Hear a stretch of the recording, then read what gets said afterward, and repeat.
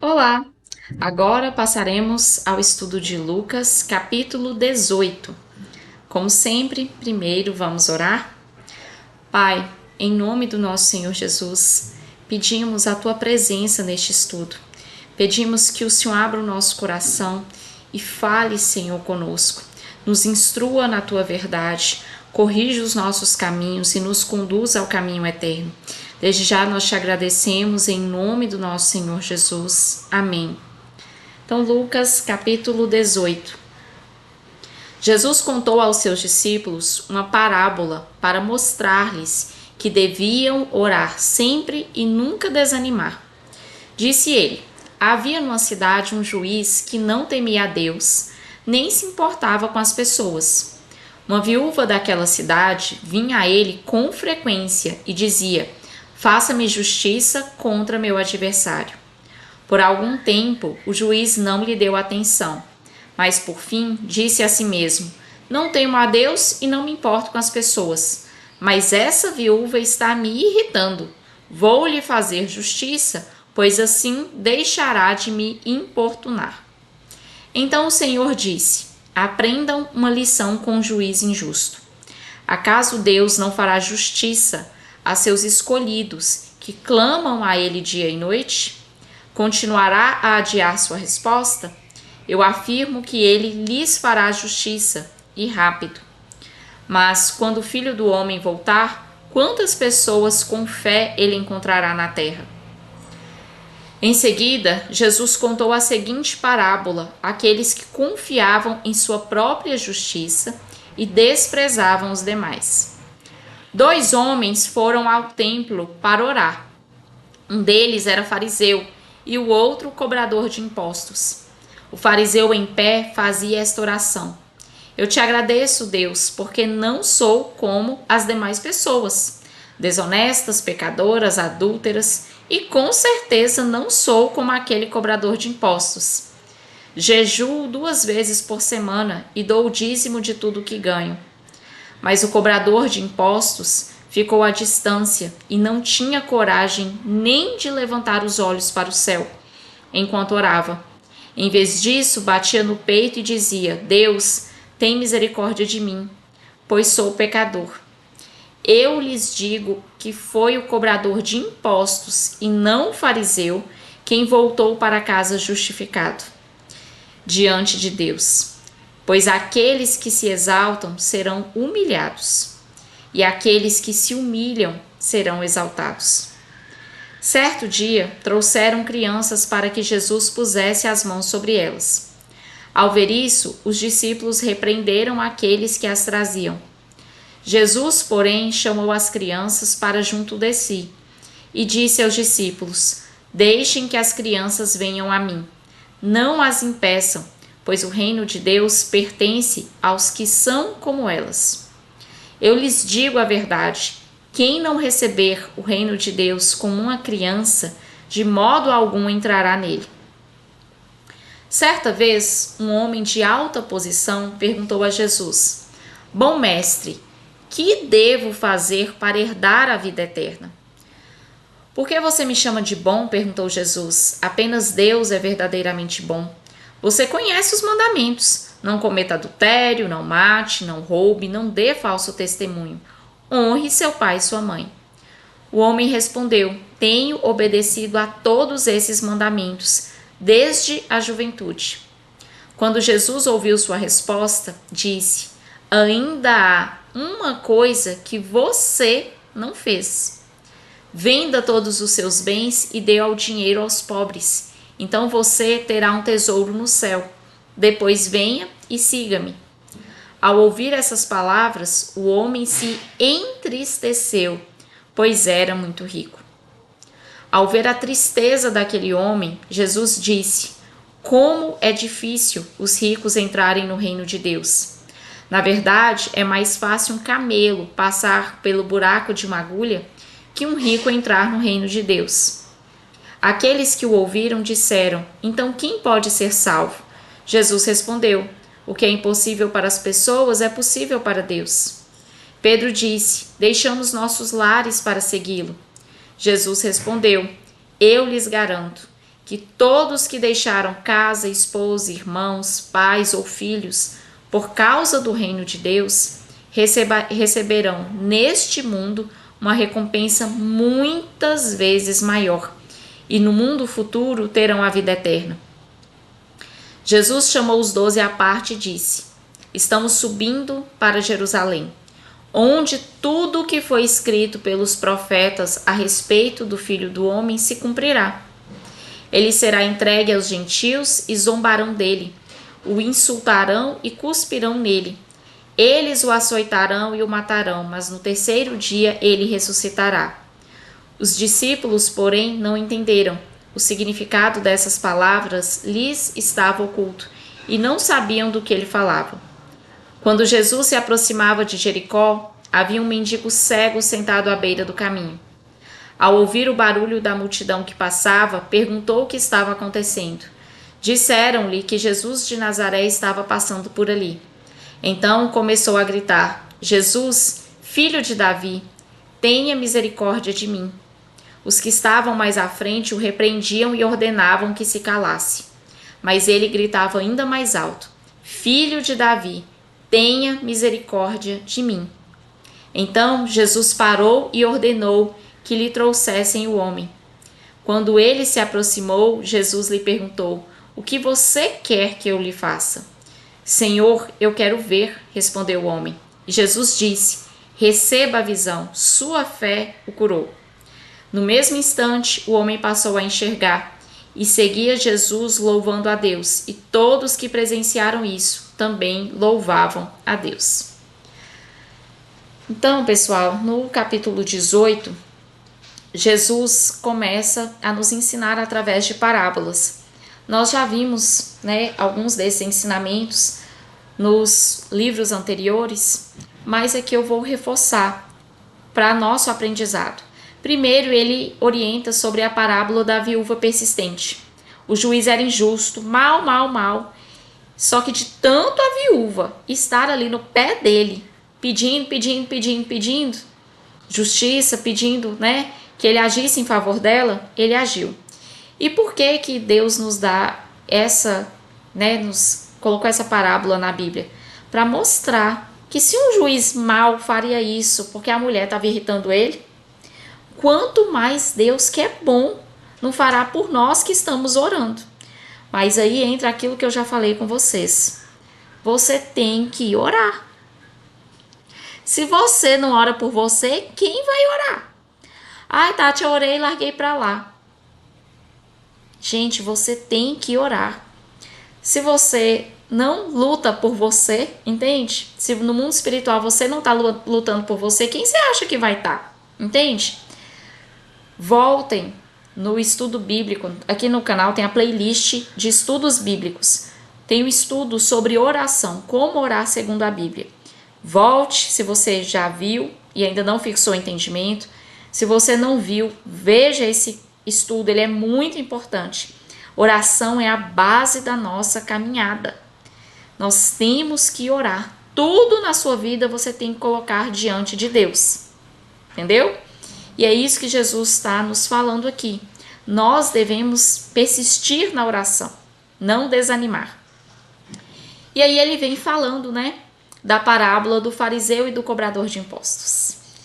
Isso, gente, é um entendimento, um aprendizado enorme. O fariseu era quem? Quem teoricamente conhecia Deus, conhecia os caminhos de Deus, conhecia a palavra de Deus. E o cobrador de impostos? Os cobradores de impostos naquela época eram pessoas, em geral, muito desonestas. Se era para cobrar, vamos colocar aqui no real de hoje, R$100 de impostos, eles cobravam 120, 130, porque 20, 30 eles passavam a mão. E todo mundo sabia disso, sabia que eles eram desonestos. E aí tem de um lado alguém que conhecia a Deus, conhecia a palavra de Deus, e do outro lado uma pessoa que todo mundo sabia que não prestava. E aí o que Jesus nos ensina nessa parábola? Que o fariseu que conhecia a Deus, ele vai diante de Deus como? Senhor, obrigada, porque eu sou maravilhoso. Eu não sou como aquele ali desprezando o cobrador de impostos. E o cobrador de impostos, por sua vez, vai diante de Deus como? Arrependido. Senhor, me perdoa, eu não mereço. E reconhece os erros dele. Quem saiu justificado diante de Deus? Não foi o que era certinho, é o que estava todo errado. E por que eu estou enfatizando que esse ensinamento é tão importante? Nenhum de nós é perfeito. Tati não é perfeita, você não é perfeito. Não se coloque num lugar de achar que você é melhor que os outros, que você é mais espiritual, que você é mais alguma coisa, entendeu? Se você é mais, chame os outros, fortaleça os que são menos, seja útil ao reino, entendeu? Não é para você se vangloriar. Quem se vangloria diante de Deus, Jesus diz no versículo 14, que aqueles que se exaltam, ou seja, que ficam se vangloriando, se acham demais, vão ser humilhados. O caminho do orgulho é a humilhação, entendeu? Então, aquilo que Deus te chamou, te colocou de ministério, não é para você achar que você tem um status, é para você servir. Você não se apresenta diante de Deus em oração se vangloriando. O que é se vangloriando? Senhor, obrigada, porque eu sou uma pessoa que já li a Bíblia toda. Obrigada, porque eu sou uma pessoa que não fumo, não bebo, não faço isso, não faço aquilo. Entendeu? Você está se vangloriando. Você está quase fazendo oração para se adorar, entendeu? Você entra na presença de Deus reconhecendo onde você está falhando. Porque você está falhando, eu estou falhando. Nós estamos aqui para ir nos consertando, entendeu? Então não chegue diante de Deus se achando. Nós não temos status nessa terra, gente. Todos esses status de diplomas, de riquezas, são temporários. Nós não vamos levar isso para a eternidade. Cuide daquilo que você vai levar para a eternidade. E o orgulho, tenha certeza que ele conduz, a Bíblia deixa claro que ele conduz à humilhação. Ele não chega diante de Deus, tá? Então, cuidado para você não ser como um fariseu, que é cheio de si, acha que conhece muito Deus e, na verdade, não é justificado diante de Deus, porque se acha demais, muito orgulhoso. No versículo 17, sobre as crianças, né? Que as crianças vinham até Jesus, os discípulos falavam, não, tira essas crianças daqui que elas vão atrapalhar. Jesus diz que quem não recebeu o reino de Deus como uma criança, de modo algum entrará nele. O que é receber como uma criança? A criança, ela entende o seu lugar de dependência, ela sabe que ela precisa de um adulto, ela sabe que ela não sabe tudo e ela tem um coração disposto a aprender. É assim que nós temos que entrar na presença de Deus, sabendo que nós não sabemos tudo, reconhecendo isso, reconhecendo nossa dependência de Deus e reconhecendo que nós precisamos aprender sempre mais. Assim que você vai aprender. Se você chega diante de Deus achando que você já sabe tudo, que você dá conta de tudo, você não vai aprender nada. E aí, eu já falei sobre isso nos estudos anteriores, mas quero reforçar. O homem rico, a parábola do homem rico, né? Na verdade, a ilustração que Jesus disse, isso foi real de um homem rico, ele chega para Jesus no versículo 18. Bom mestre, que devo fazer para herdar a vida eterna? Ele está perguntando dele. E aí Jesus fala de toda a Bíblia, né? Não adultere, não roube, etc. E aí ele fala, isso tudo eu já tenho feito. E aí Jesus diz no versículo 22, ainda há uma coisa que você não fez. E ele fala, abra mão do que tem o altar no seu coração e que te impede de vir a mim, que eram as riquezas. Como que eu sei que as riquezas tinham altar no coração dele? Porque no versículo 23 e no 24 Jesus fala, ao ouvir essas palavras, o homem se entristeceu. Ele estava mais apegado às riquezas do que a servir Jesus que estava na frente dele. E aí Jesus, vendo a tristeza dele, no 24 fala, como é difícil os ricos entrarem no reino de Deus. Não é pelo dinheiro, pessoal. É pelo apego ao dinheiro, pelo altar que o dinheiro pode gerar no coração. A gente viu, né, que não dá para servir a dois senhores, ou serve a Deus ou serve ao dinheiro. Mas se o dinheiro for senhor na sua vida, entendeu? Não é que você não possa ter as coisas. Já cansei de dar o exemplo de Salomão e de Davi aqui. Eles não tinham condição e Deus deu condição a eles. O que não pode é o dinheiro entrar no seu coração como Senhor. E aí, por que é difícil um rico entrar no reino de Deus? Porque ele começa a confiar na falsa segurança das riquezas. E aí, ele já não vai atrás de Deus, porque ele já tem tudo o que ele quer. Mas ele não consegue comprar aquilo que é mais importante, que é a vida eterna. E é isso que Jesus está nos ensinando aqui.